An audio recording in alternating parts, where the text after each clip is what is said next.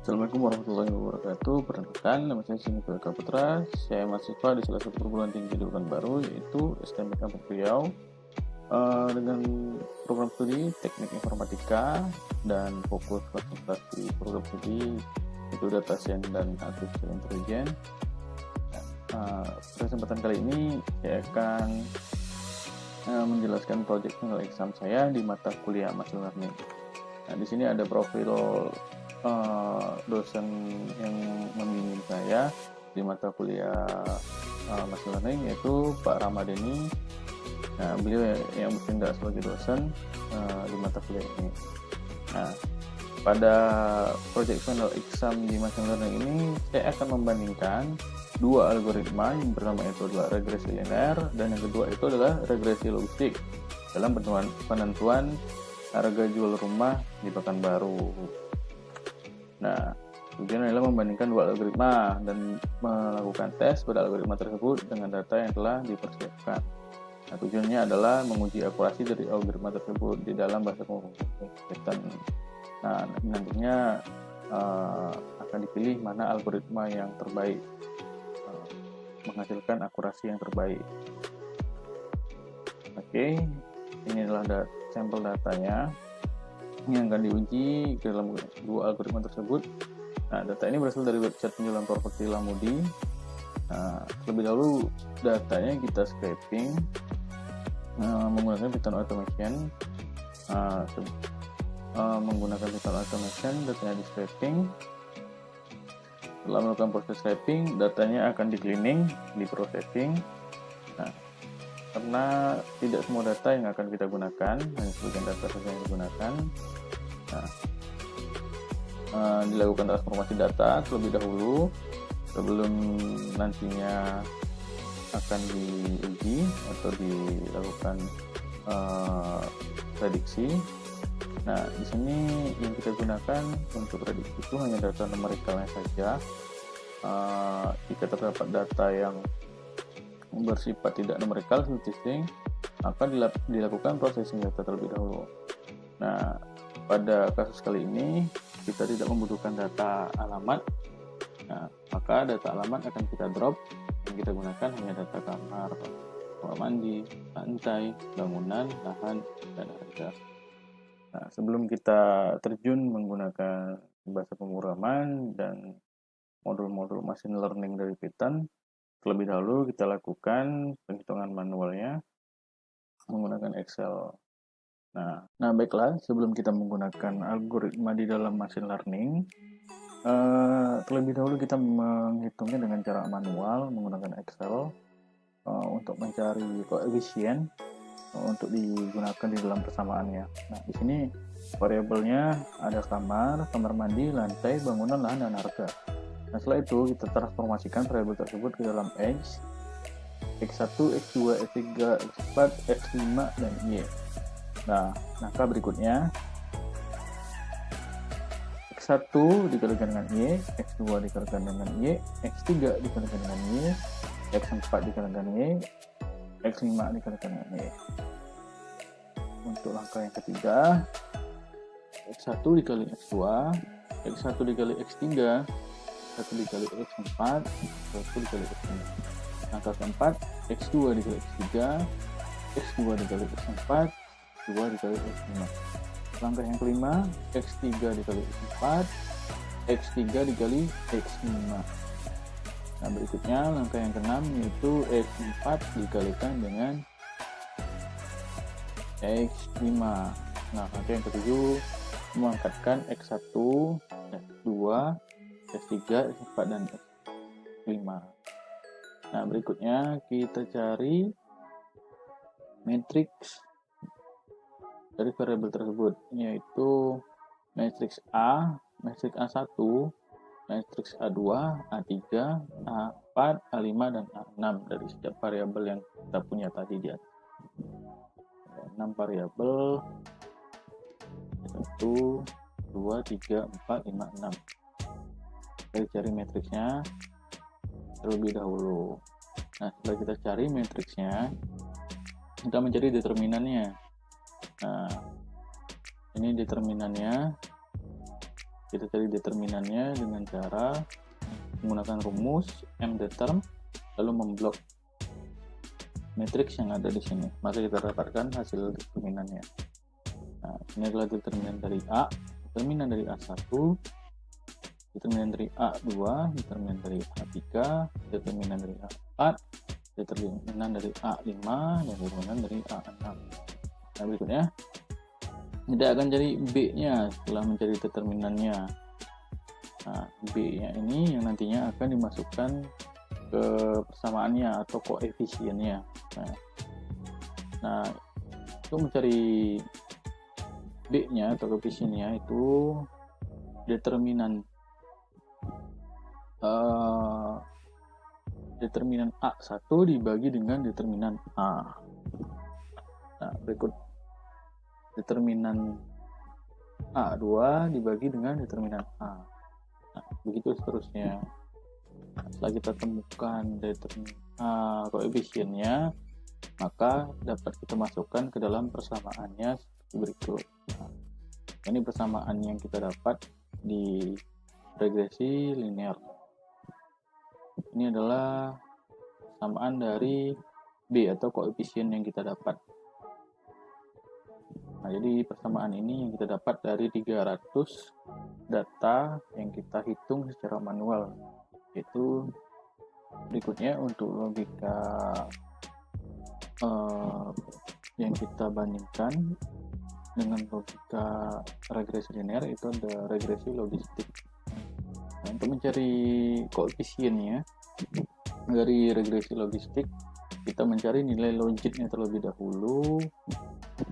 Nah, setelah kita cari nilai logiknya, kita mencari eksponensial dari nilai logiknya dan probabilitasnya. Lalu berikutnya kita cari likelihood-nya. Nah, setelah likelihood-nya kita cari, maka kita dapatkan koefisiennya seperti ini. Nah, koefisien ini nanti yang berikutnya yang akan kita masukkan dalam persamaan atau equation dari logika yang kita gunakan, yaitu regresi logistik. Nah, berikutnya kita akan lanjut ke codingnya di Python-nya ya. Kita jalan menggunakan Python, kita jalankan dulu Jupyter Notebook-nya. Oke, kita jalan. Kita cari machine learning. Oke. Nah, di sini sudah terbuka di Jupyter Notebook-nya. Nah, kernel yang kita gunakan di sini adalah kernel bahasa Python. Sebenarnya masih banyak lagi bahasa yang bisa digunakan, antara lain itu Julia, R, Scala, ada juga Kotlin. Tapi kali ini kita akan menggunakan bahasa Python sebagai kernelnya ya. Nah, yang pertama itu adalah meload library ke dalam area kerja. Ya, library yang kita gunakan ada beberapa. Yang pertama itu ada Pandas untuk data frame yang kita gunakan untuk memanipulasi data, yaitu meload data, memanipulasi data, mengubah tipe data, dan lain sebagainya. Yang kedua adalah library NumPy. Di sini library NumPy digunakan untuk kalkulasikan atau operasi aritmatika. Berikutnya ada Seaborn untuk visualisasi. Berikutnya ada Matplotlib untuk visualisasi juga, dan berikutnya ada import warnings. Import warning di sini menggunakan untuk mendisable warning yang timbul jika warning itu tidak mengganggu. Tapi dia timbul, maka kita disable warning. Dan berikutnya ada import lokale, dimana nanti kita gunakan untuk menggunakan kurensi lokal rupiah. Nah, jadi kurensinya yang kita gunakan untuk rupiah. Yang kedua, kita load dataset ke dalam variabel. Oke, di sini ada data Lamudi, kita load. Ini kita jalankan dulu ya di atasnya. Import library-nya terlebih dahulu. Setelah itu baru kita eksekusi kode yang di bawahnya. Berhasil. Nah, kita lihat set dari datanya. Ada 1577 data dengan 7 kolom. Nah, kita lihat info dari datanya. Ini alamat ada 1527 tidak kosong. Di datanya objek, kamar integer, kamar mandi integer, lantai integer, dan seterusnya. Nah, kita lihat datanya. Di sini kita lihat 10 data awal ya. 10 data awal. Kita bisa memasukkan parameter di fungsi head ini. Jadi head ini adalah fungsi dari data frame untuk pandasnya sendiri. Nah, kita bisa input 5 untuk melihat 5 data awal, 3 atau juga 10. Ini adalah 10 data di atas, 10 data teratasnya. Nah, ini data kita yang sudah kita load ke dalam area kerja kita. Ada alamat, kamar mandi, lantai, bangunan, lahan, dan harga. Nah, datanya dimulai dari 0 ya, seperti indexing pada array, mulai dari 0. Nah, berikutnya kita cek apakah datanya ada yang kosong, tidak ada yang kosong. Jika ada yang kosong, kita lakukan preprocessing terlebih dahulu, kita hapus datanya atau kita drop datanya. Nah, dari data ini tadi yang akan kita gunakan itu data kamar mandi, lantai, bangunan, lahan, dan harga. Nah, itu di sini ada codingannya ya. Ini ada codingan untuk mendrop kolom dari alamat. Nah, saja kita eksekusi. Oke, kita cek lagi. Nah, sudah berhasil di drop data alamatnya. Nah, di data ini saja yang akan kita gunakan untuk mengetes algoritma dari regresi linear dan regresi logistik. Berikutnya kita lihat datanya, explanatory data analysis, distribusi datanya. Distribusi data kamar dapat dilihat jumlah kamar yang terbanyak itu ada 3, diikuti 2, 4, 5, dan 12. Nah, ada 12 kamar, menarik banget di sini. Mungkin rumah dengan 12 kamar ini itu rumah kontrakan atau kos-kos. Oke, selanjutnya kita import library Plotly. Plotly ini library untuk visualisasi, tapi dia sangat interaktif. Kita bisa berinteraksi dengan visualisasi dari Plotly ini. Nah, langsung saja kita import, kita seperti, maka dia akan mengeluarkan visualisasi seperti ini. Nah, ini visualisasi dari variabel X-nya itu harga, kamar, variabel Y-nya itu adalah harga. Ya, di sini ada jumlah kamar 19 dengan harga 900 3, 4, 5, 6 900 juta ya di sini. Nah, dia sangat interaktif sekali Plotly ini. Contohnya kita dapat mendrag atau menyorot seperti ini.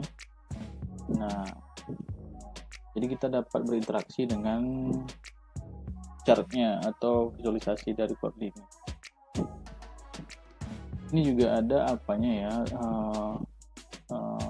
suhunya, batang suhunya, dimana jika biru suhunya itu dingin, maka harganya semakin rendah, dan jika suhunya itu panas berarti harganya semakin tinggi. Nah, berikutnya kita lihat distribusi dari kamar mandi. Nah, dapat dilihat jika di sini jumlah kamar mandi yang terbanyak itu ada 3 kamar mandi, diikuti 2 kamar mandi dan 1 kamar mandi. Nah, kita lihat tadi di sini sudah bangunan sekitar 2000-an ya. Lalu kita lihat ini antara luas bangunan dengan harga. Visualisasinya dapat kita lihat di sini. Ini plot untuk distribusi dari luas lahan ya. Berikutnya ini adalah korelasi antara variabel-variabel ini antara satu variabel dan variabel yang lain itu dalam penentuan harganya.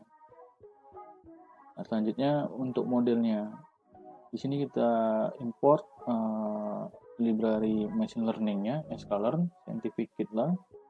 Yang kita masukkan itu yang pertama linear model, yang akan kita gunakan linear regresi ada di dalam linear model. Nah, yang ini trend test bed ini untuk men-split data test kita dan juga data training kita. Oke, ini kita import. Kita lihat dulu datanya yang akan kita gunakan. Kita lihat info datanya. Oke.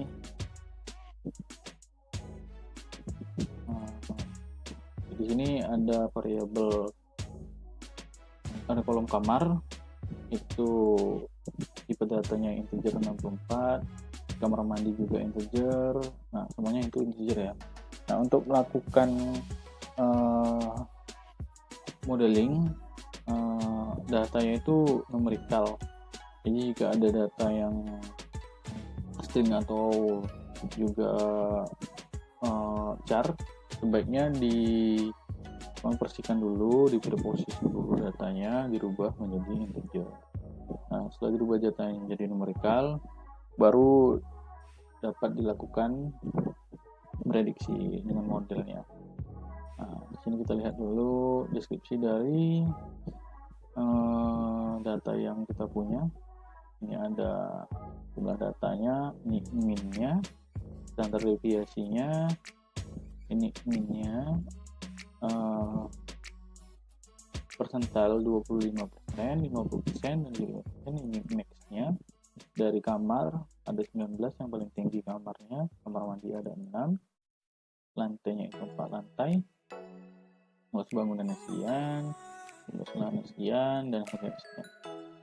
Oke, sekarang kita load data yang ada di data frame lamudi-nya ke dalam variabel X dan Y yang nantinya kita gunakan untuk data trainingnya.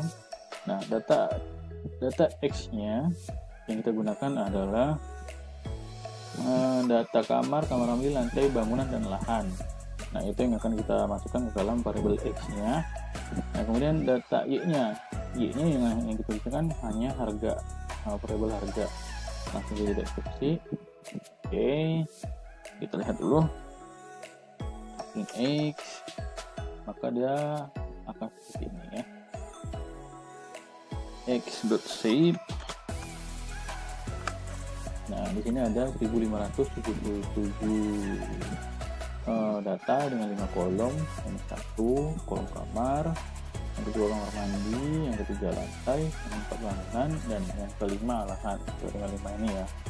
Nah, berikutnya kita lihat Y.shape, eksekusi 1577 satu kolom. Nah, ini 1577 data kolom harga.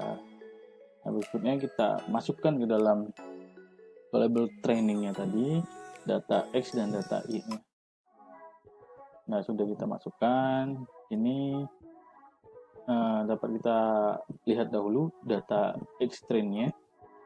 Nah, ini data X train-nya ya. Data X train-nya itu tadi hasil dari split. Jadi data yang 1577 tadi dibagi dua, di split yang 1103 dari X train itu diambil dari 1577 data.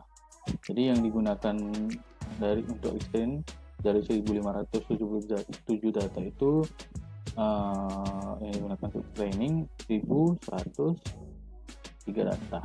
Nah, dan untuk data yang digunakan untuk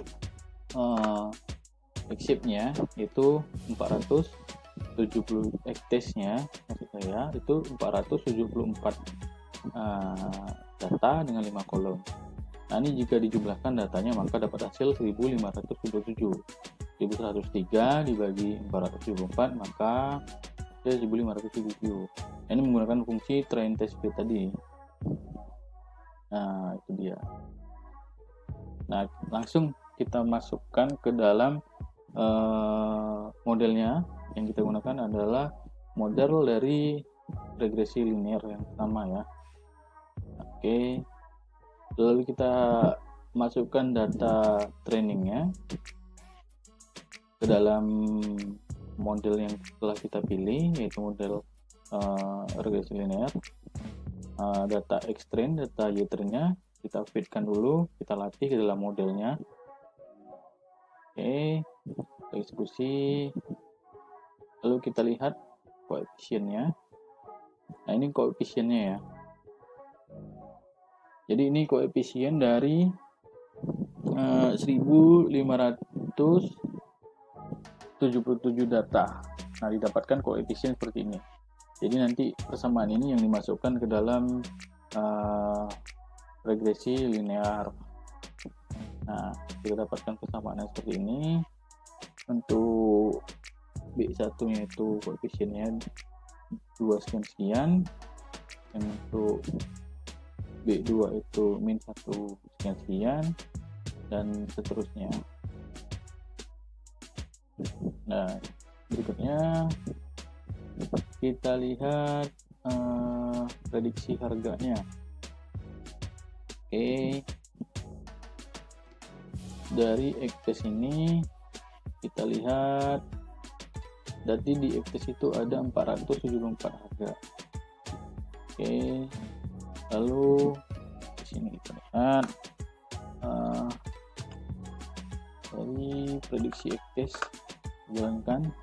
Nah, dari prediksi model regresi linear dari X-test 3 kamar, 2 kamar mandi, 1 lantai dengan luas bangunan 880 dan luas lahan 6780, maka didapatkan harganya sekian, dan juga seterusnya. Ini dari X-test ya, kita dapatkan prediksinya Y-nya sekian. Lalu berikutnya kita hitung skornya. Skor dari regresi linear dari model yang kita gunakan untuk X-test dan Y-test-nya tadi, 474 data ini. Kita lihat ini skornya 0,00739. Nah, ini skor yang kita dapatkan ya, sangat rendah sekali menggunakan regresi linear. Mungkin skor ini rendah pengaruh dari data yang dites ini sedikit. Lanjut, kita prediksi harga menggunakan model regresi linear dari model yang telah kita pilih tadi. Oke, prediksi dari 3 kamar, 2 kamar mandi, lantai 2, luas lahan 1800, luas bangunan 1800 dan luas lahan 2000.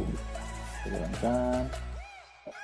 Maka dari model tersebut dapat kita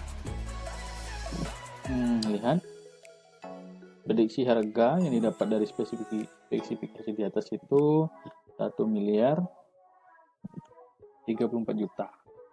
Nah, ini hasil prediksi dari regresi linear dengan spesifikasi 3 kamar, 2 kamar mandi, 2 lantai, luas bangunan 1800 dan luas lahan 2000. Jadi dapatkan harga seperti ini. Nah, berikutnya akan kita cari pembandingnya yang kita gunakan, yaitu regresi logistik. Nah, di sini ada fungsi untuk prediksi linear. Nah, ini nanti kita gunakan untuk membandingkan prediksi antara prediksi linear dan prediksi regresi logistik. Nah, berikutnya untuk algoritma pembandingnya yang kita gunakan yaitu logistik regresi. Nah, masih di satu package di linear model. Sebelumnya kita impor dulu package algoritma machine learning dari logistik regresi dari Scalar-nya di dalam linear modelnya. Oke, kita jalankan. Berikut kita masukkan dalam variabel. Nah, kita train data xtrend dan y-trendnya. Nah, ini data xtest-nya ya, data xtest, lalu kita prediksi. Nah, di sini kita prediksi. Oke, kita prediksi xtest-nya, kita masukkan dalam variabel a. Nah, dari prediksi xtest-nya kita dapat hasil 474 data. Nah, itu prediksi dari xtest di atas. Dapat kita lihat, sudah terlihat harganya di sini. Nah, ini prediksi dari xtest menggunakan regresi logistik. Nah, dari spesifikasi 3 kamar, 2 kamar mandi, 1 lantai, luas bangunan 880, luas lahan 6.780, maka kita dapatkan harga sekian. Nah, berikutnya itu kamar 3, kamar mandi 1, lantai 1, bangunan 2180, lahan 7.508, didapatkan harga sekian. Nah, dan seterusnya. Jadi regresi logistik akan kita dapatkan hasilnya seperti ini ya. Keluar hasilnya waktu kita tes. Lalu kita akan lihat skornya. Nah, ini skor dari regresi logistik. Kemudian kita lihat skornya untuk regresi linear. Sangat berbeda ya ini antara regresi logistik dan regresi linear. Skornya itu berbeda, tingkat akurasinya itu berbeda. Nah, seperti itu. Ini perbandingannya. Nah, di sini ada untuk menjalankan fungsi dari regresi logistik. Nah, yang pertama kita jalankan dulu regresi logistiknya. Coba jalankan untuk membandingkannya dengan regresi linear. Yang pertama kita input jumlah kamarnya, misalkan jumlah kamarnya itu 3. Lalu berikutnya jumlah kamar mandinya itu 2. Input lantai, jumlah lantainya itu 1. Lalu input luas bangunan 1.500, kita inputkan. Lalu kita inputkan luas lahan 1.600, luas lahannya. Nah, maka dari regresi linear akan mengeluarkan harga seperti ini ya. Nah, dari regresi logistik maksud saya, dia akan mengeluarkan harga untuk spesifikasi 3 kamar, 2 kamar mandi, 1 lantai, luas bangunan 1.500 dan luas lahan 1.500. Untuk prediksi harganya berkisar 1.488.000.000. Ini untuk regresi logistiknya. Lalu kita bandingkan.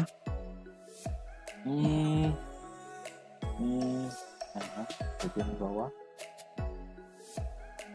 Untuk menjalankan regresi linear. Nah, di regresi linear ini kita coba prediksi harga dengan input yang sama, dengan spesifikasi yang sama di prediksi regresi logistik. Nah, kita inputkan datanya ya.